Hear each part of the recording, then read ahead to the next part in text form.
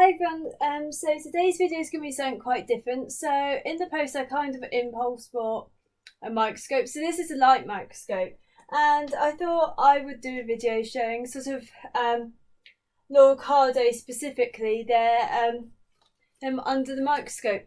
So I have set up a little unit and I'm using a microscope that is attached to my laptop because I don't like really looking down a normal light microscope. So a light microscope is your sort of cheapest option, and this was only about £20. So it's surprising how cheap they are. You can pay up to 1,000 or so, or you can pay anything from. So I'm obviously not using live specimens, but I'm not going to be talking about bacteria, diseases, stuff like that. While protozoa can be seen under light microscope, and I believe you need about 400 magnification. That will be another video, and I do want to do one on stuff like Hydra, different pests in the aquarium, because I think it's quite interesting to look at them under a microscope. So I'll talk about a few different things. So firstly, on the light microscope, it is just like done by the reflection under different bits of glass. From that's all I know really. I believe there are now more cameras than the traditional old-fashioned microscope that you used to use. The electron microscope is the much more expensive one, and that's where you can see bacteria and stuff at the real nano level. So this only goes up to 1,000 times magnification, which is enough for me. I'm not really going to be doing pathology with it. I'm just going to be doing it as a bit of fun. So on the specimens, this is a disclaimer, they were not killed for the video, and I know people will be like assuming stuff. They were not killed for the video, they died naturally, and I kind of collect specimens and I store them in my freezer used to make wet specimens, which I have a few jars behind me, and I also donate them to museums. So I get a few things from different stores, and I've had things from different people as well. So I mostly tend to go for the catfish that are quite unusual, especially ones that are not already in museum collections. And the smell is not too bad because they're frozen. So I'm just gonna, this is gonna be a pain, so I'm gonna move the fish with, I'm using gloves, not because I really need to use gloves, I'm going to wash my hands afterwards, but just because it's really smelly. So I'm going to use my hand for the microscope. My hands don't really fit these gloves at all, so it's not that easy to use. So just checking that it's recording. Yes, I think it is. So this is a Baryancistrus xanthellus L18. You can see here, if I bring up to the camera, there, so it's got very reduced banding and it's quite a young fish. So if I'm just going to zoom out, I might have to clean the microscope slightly, and you can see my awful gloves on this. The fish bags had seeds on them, so, and then don't really like this holder particularly, but okay, so we're going to look. Just going to see how far, that's as far as I can zoom out. Okay. Oh, it's popping it out the holder. So, you can see the eyes there, and you can see the dermal plating. It's quite like, it's like scales. I'm just going to pop it back in and see whether, just to make it a bit more, less like you're going to get a bit of a headache from it. So just going to look at the eyes. This is just, I don't really do microscopes, they kind of hurt my hair, like I get a bit of a headache from most of them, and I do have another one at my parents' house. Just trying to, no. So just zooming out, you can see that eye just about, there. Not the best resolution, but it's a cheap microscope, what can you expect? So just,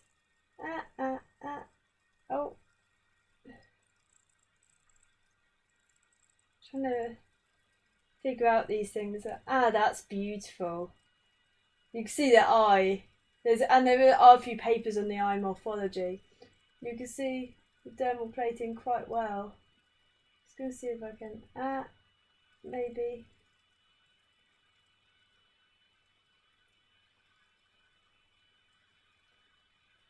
See if that's the other eye. If I hold it down, there. So you're looking at the eye, kind of. I think it might be upside down. So this might. Okay, so I'm just going to look at the dermal plating. So these are what looks like scales on all Loricariidae, and I have got several videos on Loricariidae. So this is not the best resolution. You can see the sort of scales, which where's my? I've got a very good pointer that I can use. So, which is just from my dissection kit. So let's see if so you can see these are dermal plates, and they're quite movable. They seem individually movable. So then I was talking about in my anatomy video about NES, and let's see if we can get some. Is that there we go? Let's see if I can improve the resolution. There we go. But we've got this one. You can see it's quite soft and it looks a bit strange. I'm just sticking it. I'm not sure actually. Looking under the microscope, you can see a kind of a hole at the back. So I don't know if that's like a double entrance or. So weird. As I move along, you can see the dontos. There's quite a few. Oh no, that's the eye there, and then dontos. Look at that. Even on the juvenile fish, it is absolutely brilliant. Okay, this might be a long video, so I might have to edit it quite a lot. But you can see there's a little spine there. So these are the external teeth of the Loricariidae, and on a fish of this age, it's not particularly that noticeable. So let's see if I can get the gills under. I have to zoom out a bit. Oh wow, that looks brilliant. You can see the dontos really clear, and so this is the gill opening, the gill opercula, and it's very small, but they're high flow fish. So I am mostly looking at the microscope, which should be on the screen. So just check it's still recording, because these are some good shots. Actually, 5 seconds. I'll just double record this.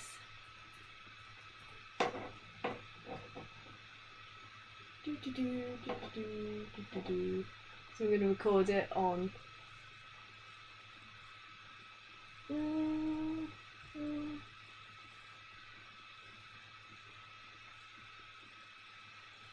my beautiful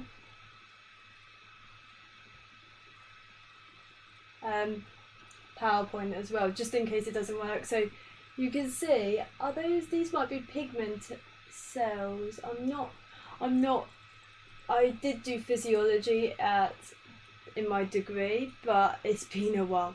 So let's look at probably the best thing, and sorry, that is not a parasite, that is we've got a silver birch, and I dry my fish bags out in the sun, just under the tree, so it kind of gets seeds everywhere, especially in autumn. So let's get that teeth under view. So,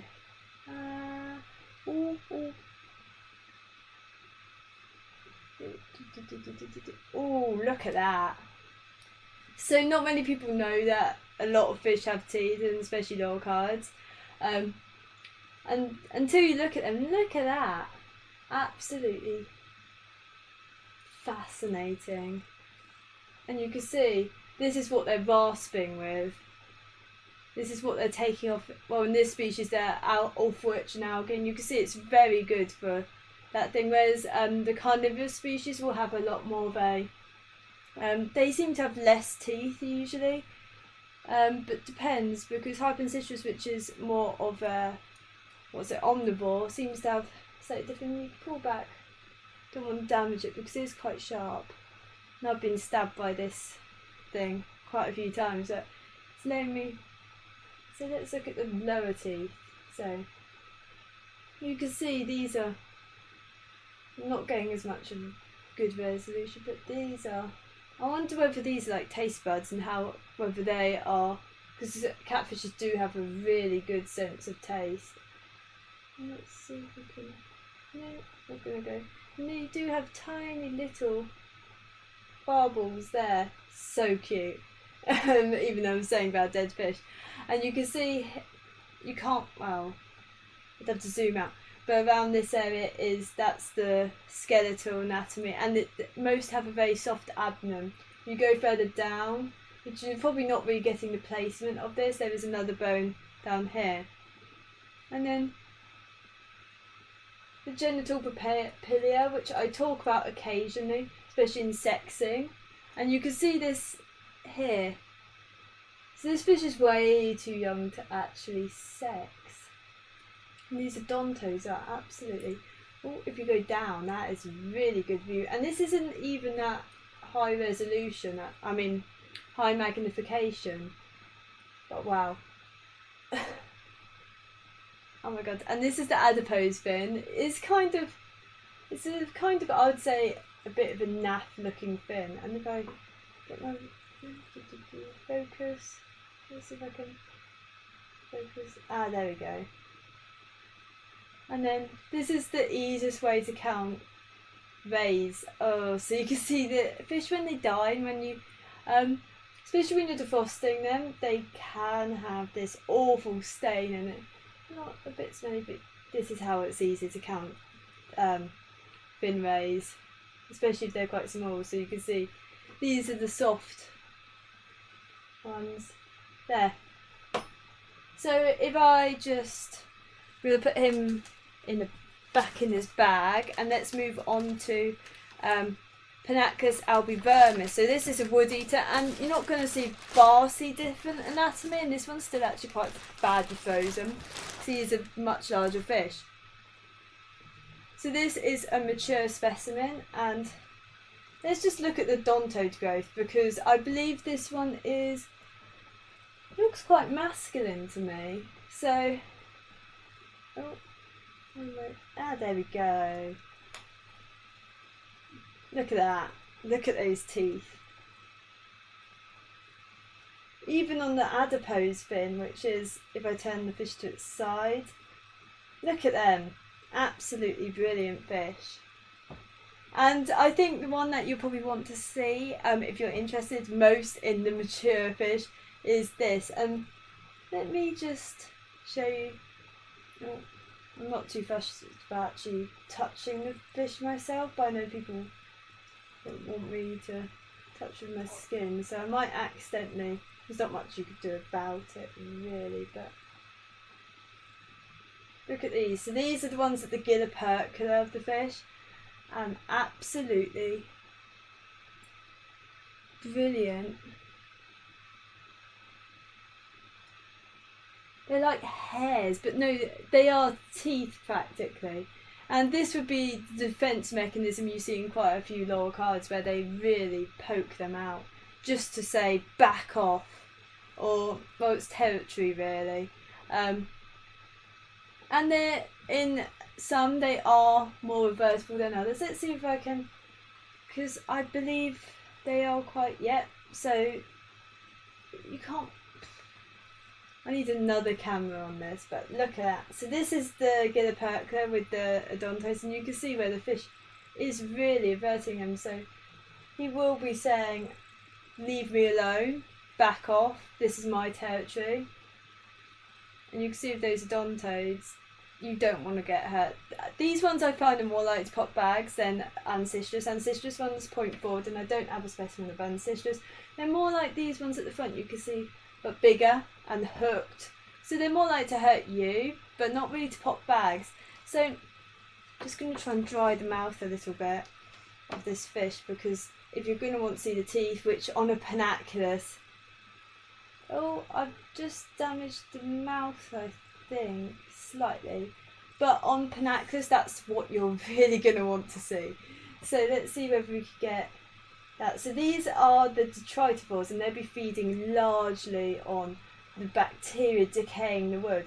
So they have these spoon-shaped teeth, because what they're eating, or what they're actually breaking down to get to that, is thick. So that is So I wonder whether that's just to locate the bacteria. I'm not sure whether these do have a taste function, but whether it is to locate the bacteria within the wood or the invertebrates and stuff like that.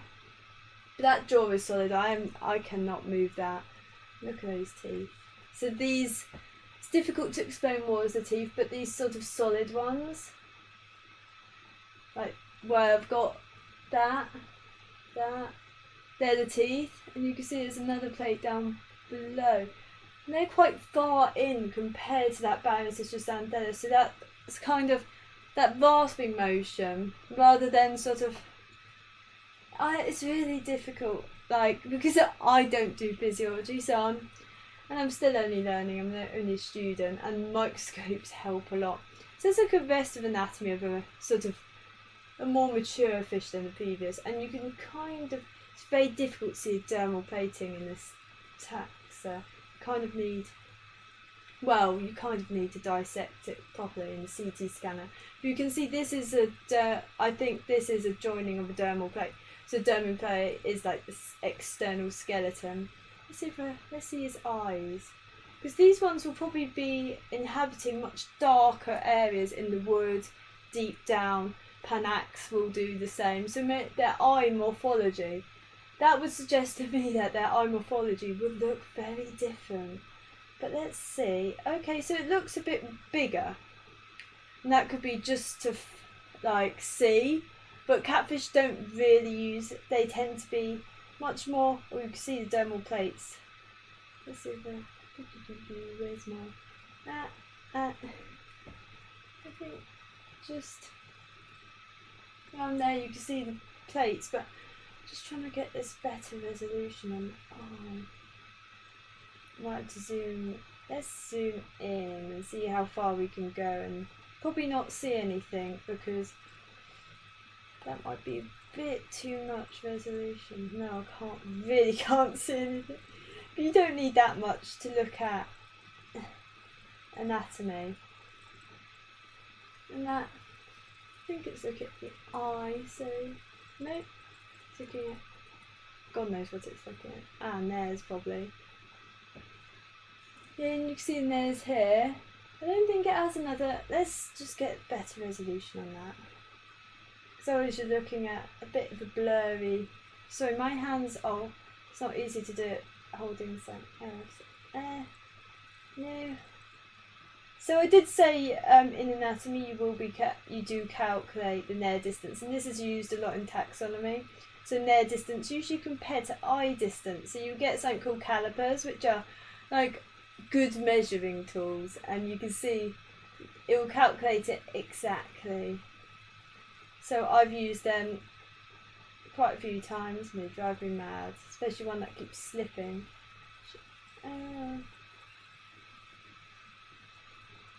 Oh well, should we just see?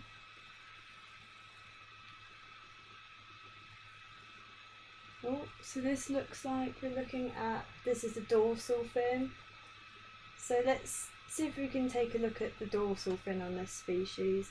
So I'm just going to use my hands here, I'm afraid. So if you don't want me touching dead things, then look away. Actually, gloves might be easier just to zoom.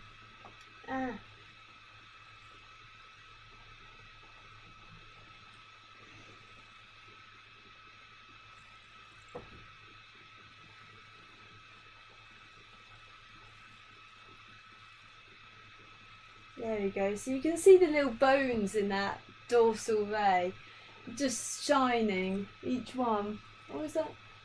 Let's see which one are we looking at. I think that, yeah, you could just about see the bones, which is quite interesting. Then on the mature fish, you have, let's look at something really. So this is the genital papilla. Let's zoom out, or zoom in. Let's get a better resolution on that. Oh wow, that is a good one.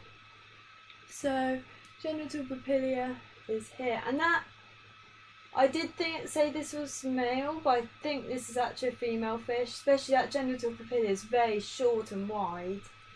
It does not have the pigmentation that a few mentioned on breeding fish, that they get this sort of yellow spotting around here.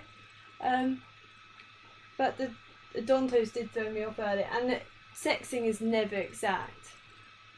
So please forgive me on the incorrect sexing at first, but that genital papilla I would say is more reliable than using odontodes and weight.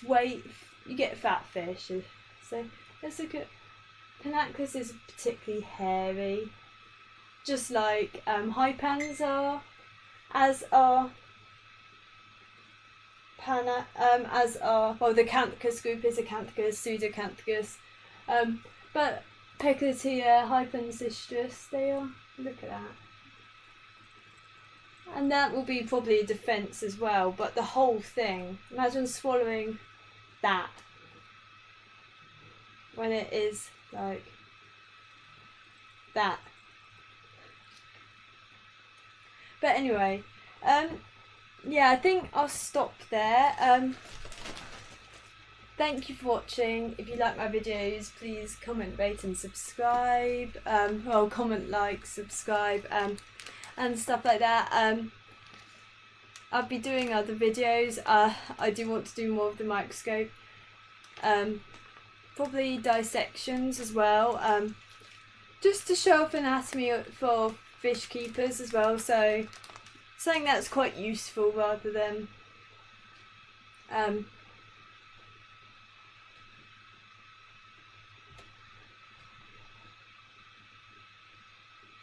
so just checking out. So something quite useful as a hobbyist really to do. So let's see if I can. So anyway, yeah, thank you for watching and I'll see you soon.